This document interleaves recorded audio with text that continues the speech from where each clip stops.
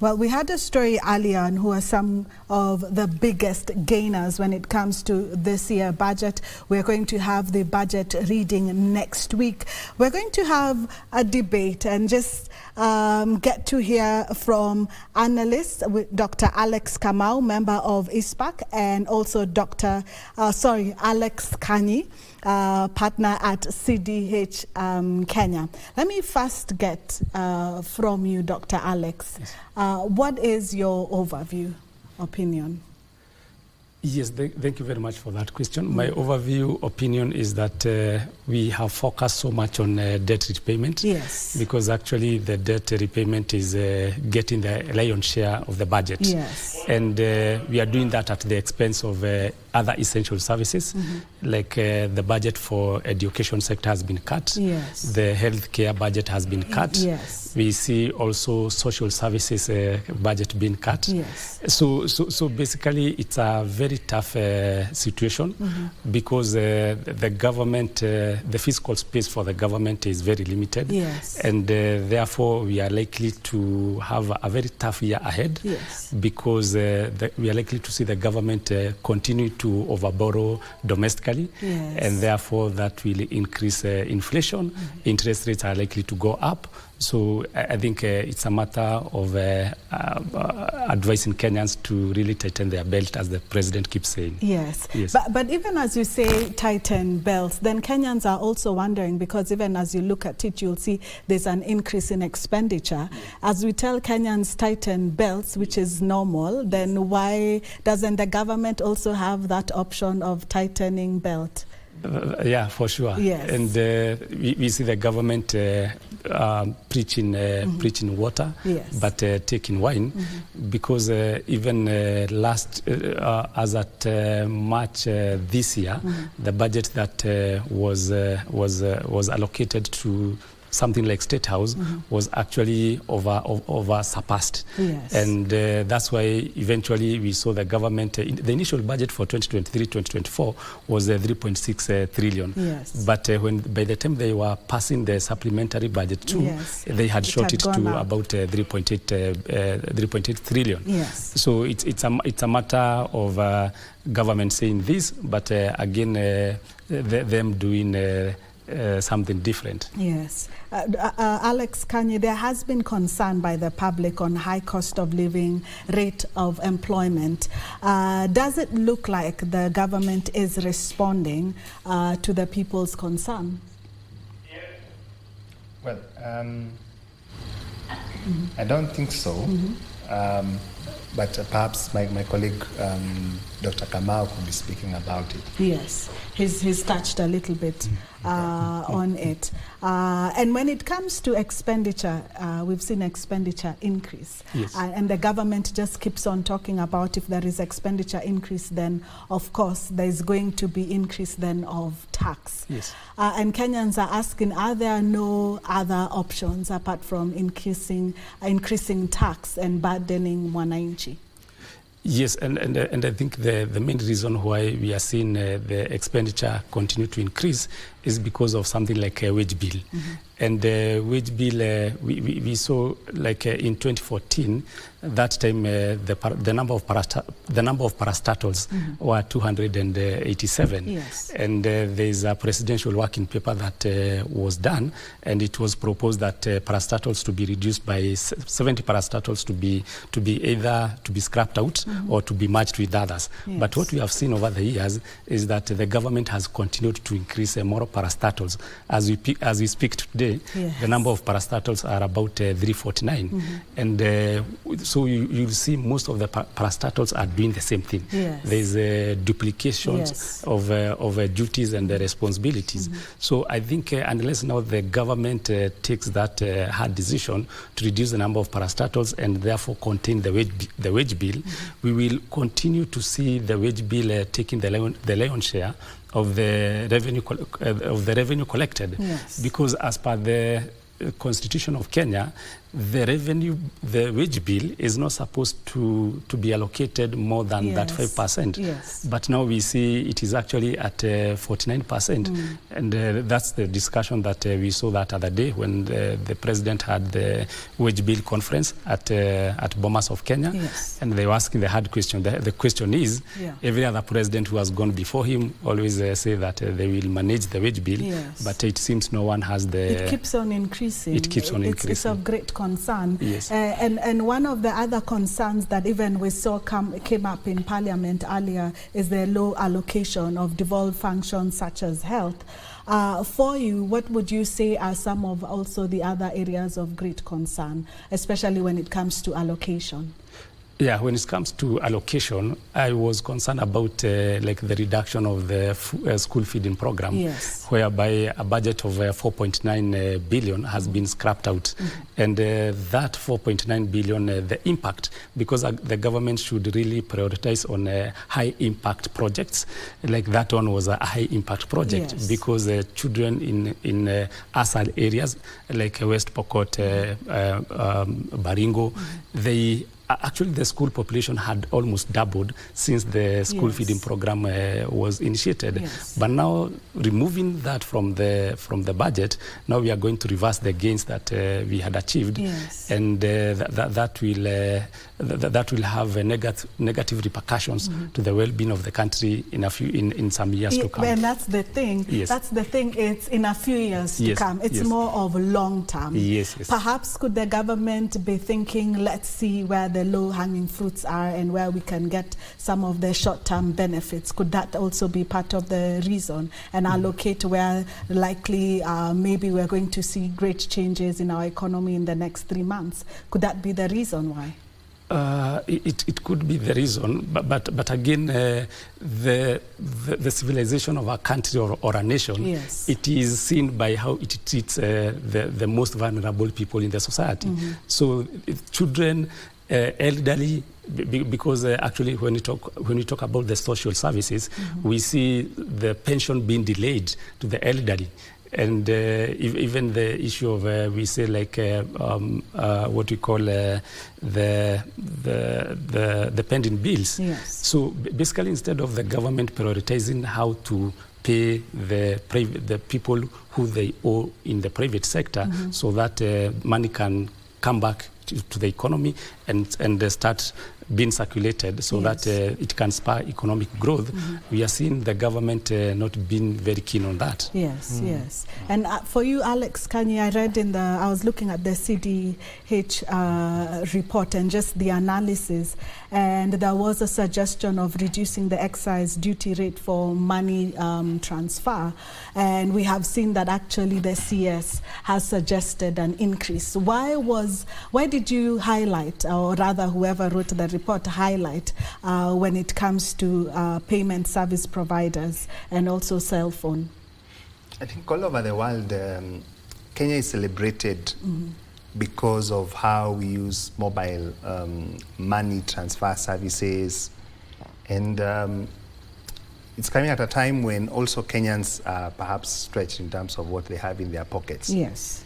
So to me, I see the reason why government would target, because you're looking at the volumes that are being pushed on those money transfer, yeah, exactly, yes, services, yes, and perhaps it's an easy way to collect, because you also ensure that the telco, yes, has the burden to collect. So it is easy money to collect, yes, as well. Yes. But then to increase the rate of excise duty currently from 15% to 20%, and we started at way lower rate. Yes.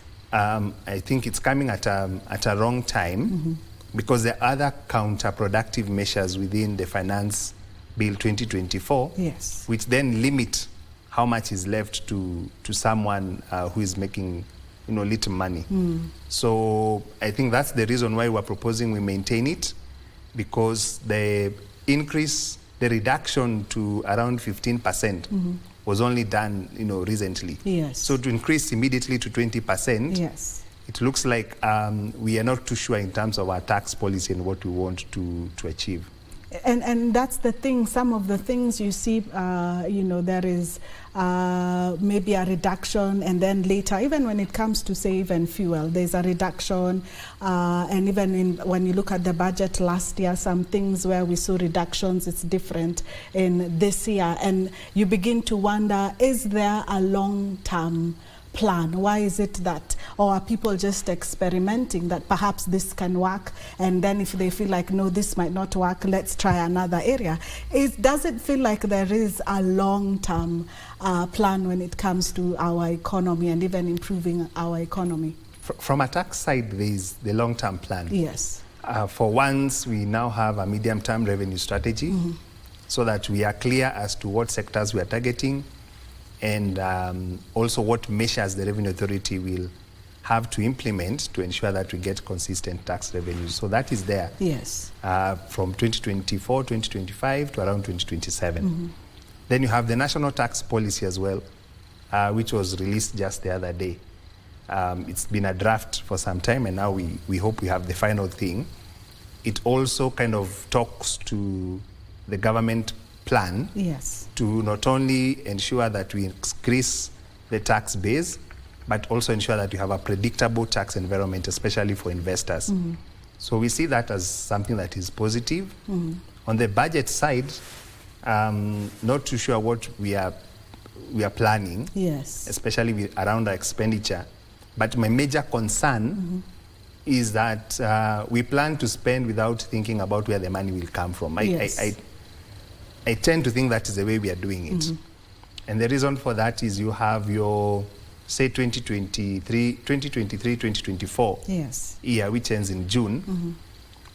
And as at April, we had collected 1.7 trillion vis-a-vis target of about 2.4 trillion. yes, Basically, we are going to land at a deficit. yes, And then someone then says we are going to collect 3.4 trillion 2024-2025. yes, When you haven't even crossed 2.5, or you won't cross 2.5 trillion yes, in the previous year. Where is this money coming from? Which ties to what now Dr. Kamau is saying, that there will be a lot of borrowing to come, yes, if we insist on going through the budget as it is. And that doesn't mean well. yes. Yeah.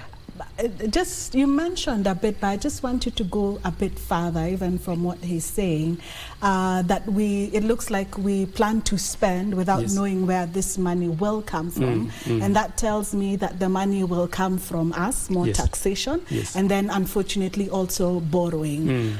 Give us a prediction of how this year is likely to look like, with that in mind.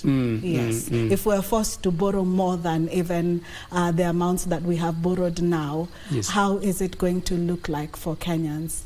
Yes. It's a good question. Actually, as my colleague Alex has said, the problem is that we plan to spend what we have not earned. Yes. And when we plan for revenue, we also employ very ambitious and aggressive strategies. Yes. Because if last year, the year that is going to end by June this year, the financial year for the government, we had planned to collect about 2.9 trillion.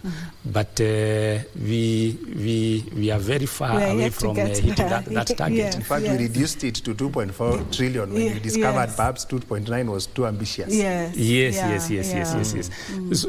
So I think what will happen is that the government will continue to borrow heavily, and if it is not able to really get financing from borrowing, Yes.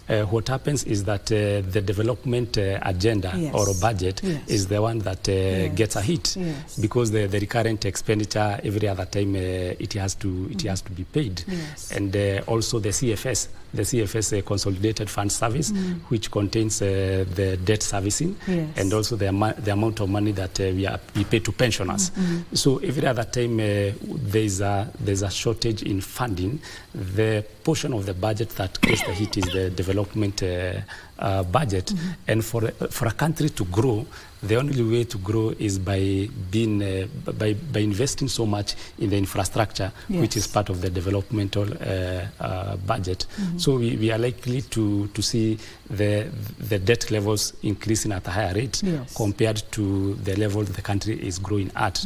And it is very sad that right now we might say the inflation is low, but it is only low because the CBR rate is very high at 13%. So if the CBR was to come down, then we would see inflation going up. And because the CBR rate is very high, also the cost of borrowing is very high. And that's what they are doing is crowding out the private sector. And by continuing to borrow at high interest rates in terms of the treasury bonds, is basically what they are doing is to kick the can down the road. And that effect will continue to snowball to a point that we may start facing debt sustainability issues. Basically giving someone else an excuse to tell us we inherited a lot of debt, and therefore we have to find ways to raise the revenue. So basically you borrow long term, plan maybe you're out of government in the next 10 years. And then the next guys will be saying, this is what we inherited. They'll come and tell us the same stories. And then at the same time as they campaign, they also tell us we will not borrow. And then in like 2 years into the government, then we are shocked.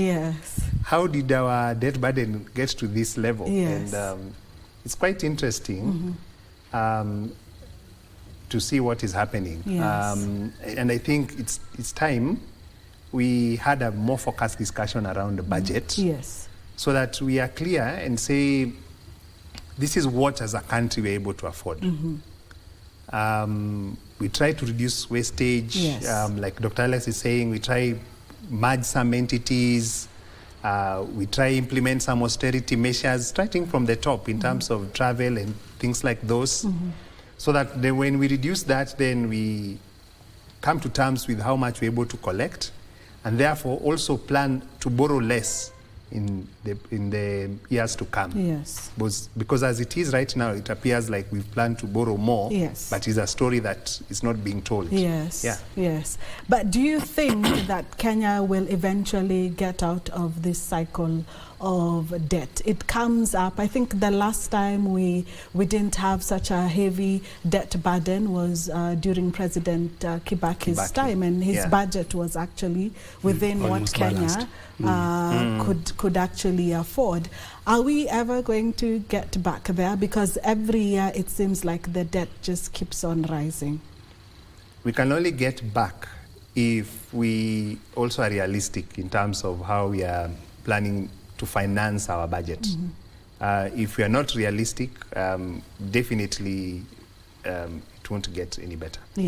What signal are we sending to investors? I just saw an article where taxi companies were saying, such as Bolt, was saying that they might not be able to afford taxation in Kenya and might have to take the option of leaving the country. What signals are we sending to investors when they look at even our budget? A very negative signal, and I want to go back to something that my colleague had mentioned about implementation of the medium-term revenue strategy and the national tax policy. Those documents are there, but they are not being followed. Because like the medium-term revenue strategy was to say that we should be seeing the corporation tax reducing from 30% to around 25%. We should be seeing VAT coming from 16% to 15% and eventually to around 14%. But that is not happening. Even on the issue of the national tax policy, we are supposed to see more stable policies being put in place to guarantee predictability. And that's the kind of the environment that attracts foreign direct investments. But without that kind of an environment, we see the government, for instance, last year they lowered the import declaration levy. Then all of a sudden, a year later, they again they raise it. So there's a lot of confusion. So sometimes I'm like, is this docket actually meant for planning? And that's part of that docket. But anyway, from even the proposal, the CS proposal, what's your take on the import declaration fee?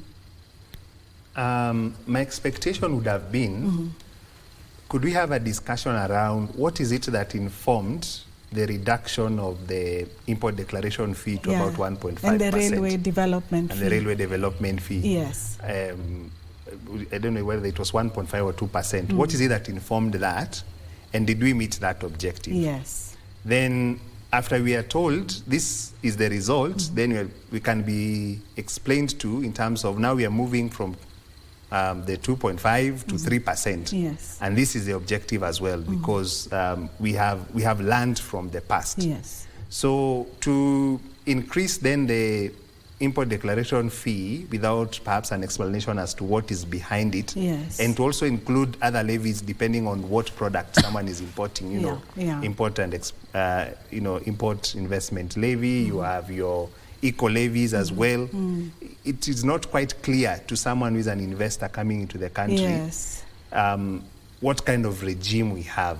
And having acted for some of these international investors, it's a worrying trend, because they're asking us, how do I plan for 5 to 7 years when your government is making frequent tax changes every year? It's not quite a predictable space to operate in. As we come to the end of the interview, my director tells me you only have 1 minute to go. Dr. Alex Kamau, if you were the CS, what would you have done differently?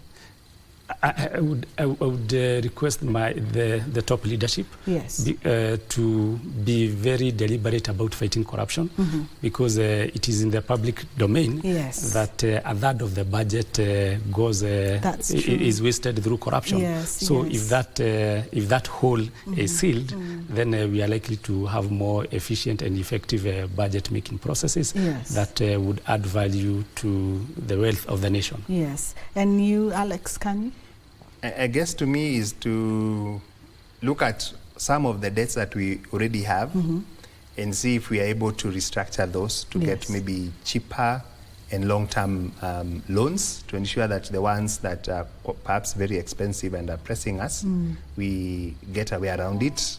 We have a lot of dollar-denominated loans, of course, which are exposed to forex changes and etc. So that also increased the debt burden. So that would be one place that they could look at, even as they look at reducing government expenditure. Yes, thank you so much, gentlemen. I wish we had more time to talk about this, and Kenyans had so many questions, especially when it comes to taxation. But this is a debate that we will continue to have, even as we are going to have the budget reading next week. Up next, we have sports with Karen Kibet.